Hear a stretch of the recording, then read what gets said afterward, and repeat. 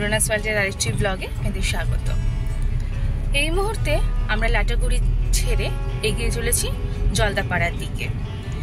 রেমালের আক্রমণে চারদিক থমথমে হয়ে রয়েছে। জানি না জলদাপাড়াতে আমরা কোনো সাফারি করতে পারবো কি না। বৃষ্টি হবার একটা বিশাল সম্ভাবনা রয়েছে শুনছি। সকালেও এদিকে বৃষ্টি ভালোই হয়েছে, রাত্রিরে বৃষ্টি হয়েছে।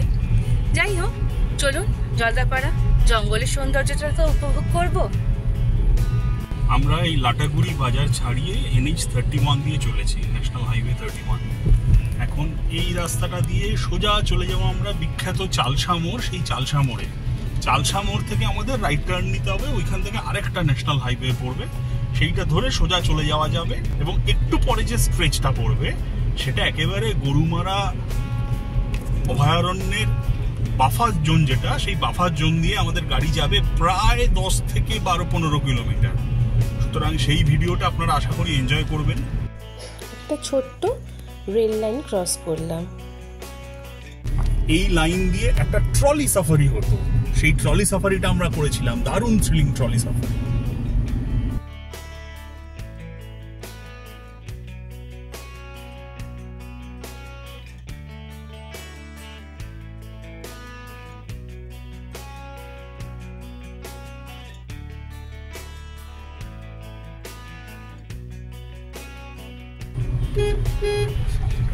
ঢুকে পড়েছি চালসাতে।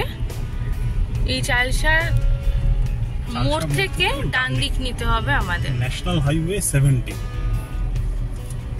31 এসে চালসা মোড়ে পড়লো।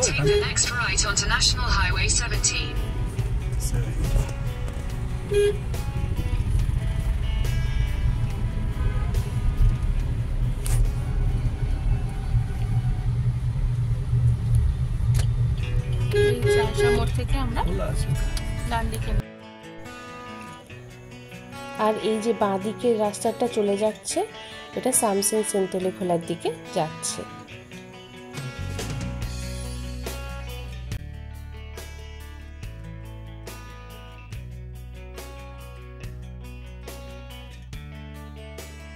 কি অপরূপ দৃশ্য দেখুন, মানে এত সুন্দর যে গাড়ি থেকে নেমে পড়লাম ভিডিওটা করবার জন্য।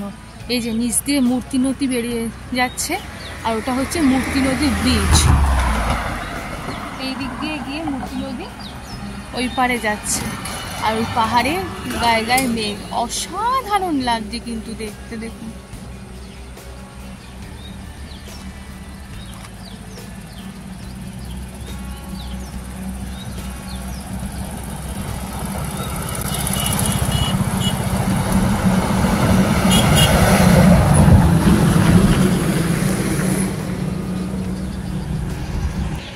ওই পাশ থেকে এই পাশে চলে এলাম, চলে যাচ্ছে মূর্তি নদী।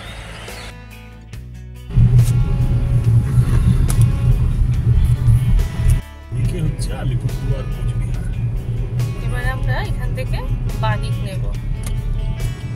ডান দিকে গেলে জলপাইগুড়ি পড়বে।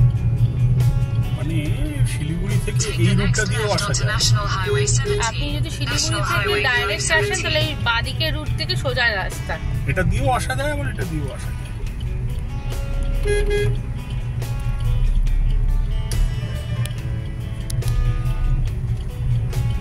Continue for 23 kilometers. এবার এই রাস্তায় সোজা 23 কিলোমিটার যাব আমরা।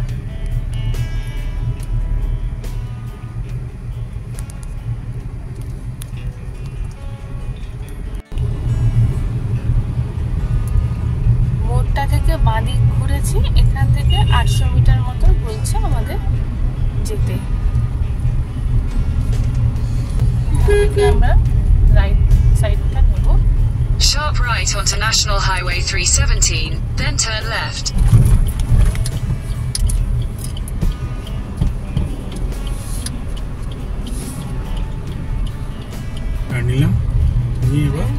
মাদারিহাট টুরিস্ট লজ, এটা সামনেই লেখা মাদারিহাট টুরিস্ট লজ। ঢুকে যাচ্ছে আমরা।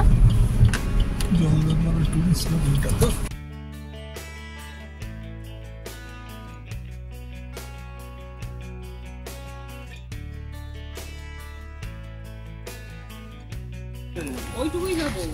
এই যে অরণ্য ট্যুরিজম প্রপার্টি, এটা হচ্ছে ভেতরটা। রিসেপশনটা কোন দিকে?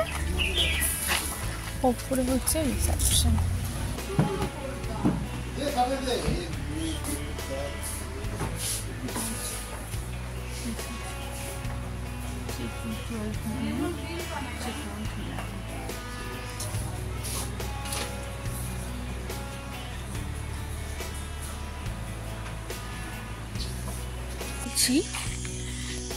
জলদাপাড়া ন্যাশনাল পার্ক মাদারিহাট গেটের বিভিন্ন এন্ট্রি ফি এবং চার্জেস, টাইমিং সেটা আপনাদেরকে দিয়ে দিলাম, একটু প্রেস করে দেখে নেবেন।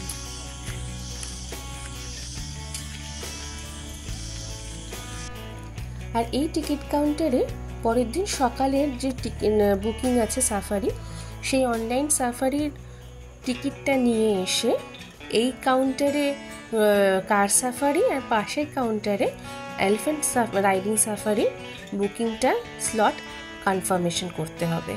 সুপ্রভাত, আজকে হচ্ছে ডি ডে। আজকে আমরা যাচ্ছি এলিফ্যান্ট সাফারি। আমাদের বুকিং হয়েছে হলং এলিফ্যান্ট রাইডিং পয়েন্ট থেকে, যেটা একদম হলং বাংলো যেটা বিখ্যাত তার সামনে। আমাদের হলং বাংলোয় পৌঁছানোর জন্য আপনাদের অনলাইনে এলিফ্যান্ট সাফারি বুক করতে হবে, যেটা আমরা পড়ে এসেছি কলকাতা থেকে। জঙ্গলে 7 কিলোমিটার ঢুকে হলং বাংলো, ঢোকার মুখ থেকে একজন গাইড আমাদের সাথে যাবে। চলুন আমাদের সাথে। চলে এসেছি জলদাপাড়া ন্যাশনাল পার্কের সামনে। আমাদের রিসর্ট থেকে জাস্ট হাঁটতে হলো 2 মিনিট, তারপর এই ন্যাশনাল পার্ক বাদিকেই পড়েছে। 7টায় গেট খুলবে, গেট খুললে পরে আমরা ভেতরে যাব।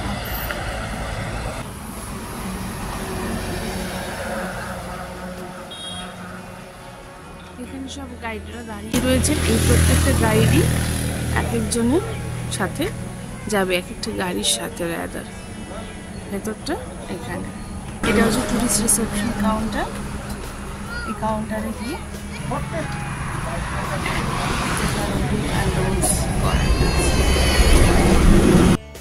ঢুকতে ঢুকতেই দুটো ময়ূরের দেখা পাওয়া গেল।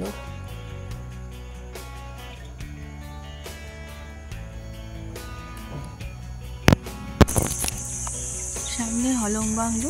চলে এসেছি আমরা এলিফ্যান্ট সাফারির জন্য। এইখানে সব গাড়িগুলো রয়েছে, আর ওই যে দূরে সবুজ রঙের যে স্ট্যান্ডটা দেখছেন, ওখান থেকে হাতির পিঠে উঠতে হবে। এখন অপেক্ষা, কতক্ষণ, 7:30 বাজবে। চলছে সল্ট পিক দেখতে, সেটা হলং বাংলোর ভেতরে। এই সেই ঐতিহ্যবাহী হলং বাংলো, যা কিনা আমরা এখন দেখছি বর্তমানে এটি ধূলিসাৎ হয়ে গেছে অগ্নিকাণ্ডে। ভাবতেও পারিনি যে আর কোনোদিনও এখানে আসতে পারবো না। খুব ইচ্ছা ছিল এই হলং বাংলোতে এক রাত থাকার। আমরা ঠিকও করেছিলাম পরবর্তী সময় যখন আবার ডুয়ার্স আসবো, এই একটু আগে থেকে প্ল্যান করে এই হলং বাংলো বুকিং করব।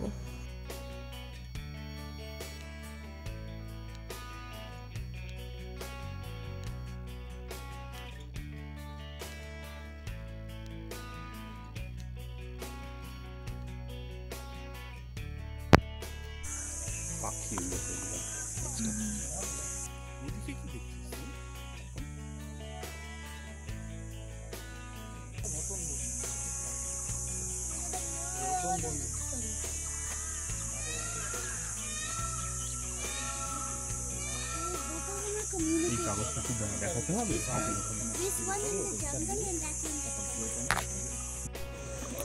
চলে এসছি আমরা এই স্ট্যান্ডের কাছে। 4টে হাতি চলে এসছে। 4টে হাতিতে আজকে 16 জন যাত্রী সাফারিতে যাবে। উঠে পড়েছি হাতির পিঠে। চলুন।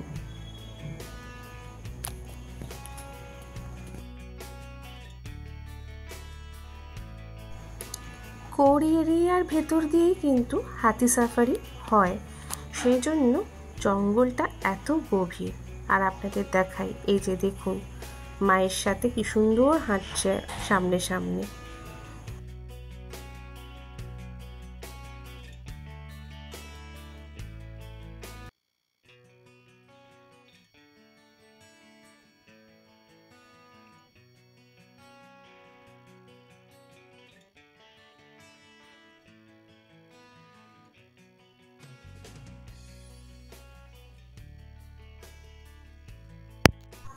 এই মুহূর্তে একটা ছোট্ট জলের ধারা ক্রস করে হাতি চলছে সল্ট পিকটার দিকে, যে সল্ট পিকটা আমরা দেখেছিলাম হলং বাংলো দিয়ে। এই যে দেখুন পরপর হাতিগুলো আসছে।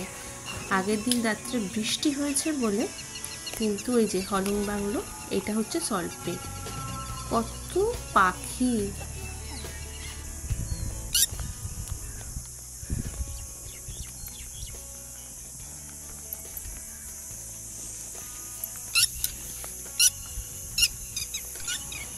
হাতির দুলকি চালে চলার জন্য ক্যামেরাটা কিন্তু অনিচ্ছাকৃতভাবে খুবই হেলেছে। দেখুন, দেখছেন গন্ডার পুরো জল থেকে উঠে আসলো।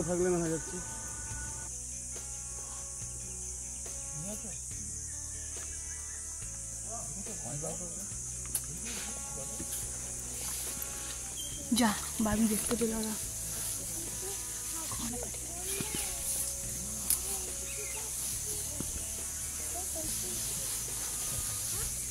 দেখো হাত সরা, হাত সরা। আমরা আবার একটা জলের ধারা ক্রস করছি। মাহুত বলছিলেন আমরা এই যে দিকটায় যাচ্ছি এখানে আরেকটা গন্ডার দেখতে পাওয়া গেছে কাল, তো উনি সেই জন্য ওই দিকটাতে নিয়ে যাচ্ছেন। চলুন দেখা যাক। ওই যে সত্যি সত্যি দেখুন জলের মধ্যে ডুবে রয়েছে।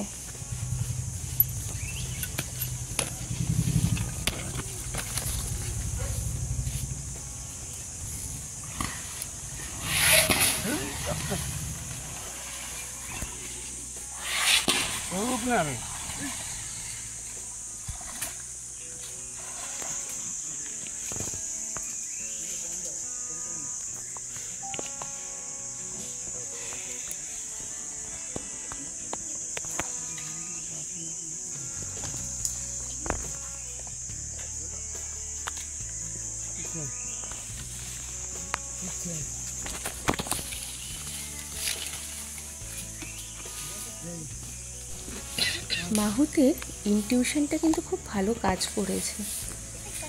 দুখানা গন্ডার দেখতে পেলাম আমরা, খুব ভালো ভিউ পেলাম। আর কিছু যদিও এই মুহূর্তে দেখতে পাচ্ছি না।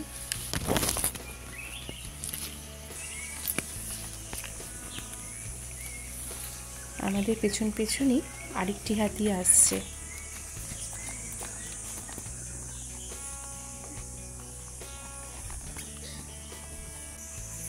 ও খাচ্ছে আর পটি।